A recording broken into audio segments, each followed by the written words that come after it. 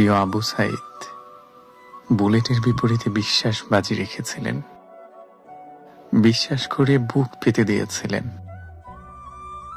ছোটবেলায় বাবা বড় ভাই যেমন আমাদেরকে শূন্যে ছুড়ে দিলে আমরা হাসতে থাকতাম, ঠিক তেমন করেই তিনিও হয়তো তাই ভেবেছিলেন।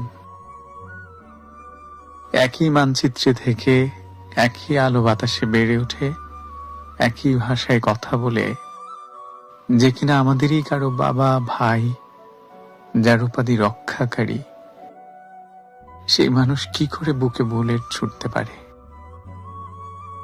মাঝে মাঝে বিশ্বাস ভেঙে গেলে বুলেটের মতো তীব্র আঘাত হানে বুকে। কি জানি, হয়তো আবু সাইদ বুকে হানা বুলেটের আঘাতের চেয়ে তার বাজি ধরা বিশ্বাস ভাঙায় বেশি কষ্ট পেয়েছিলেন। খেয়াল করলে দেখবেন, প্রথম বুলেটটা আঘাত হানার পরেও সে কোনো চিৎকার করেনি, হতভম্ব হয়ে গিয়েছিল, যেন শূন্যে ছুড়ে দেয়া শিশুকে জমিনে ছেড়ে দিল। বিশ্বাস ভঙ্গের কষ্ট নিয়ে হতভম্ব হয়ে বিদায় নিলেন আমাদের ভাই শহীদ আবু সাইদ।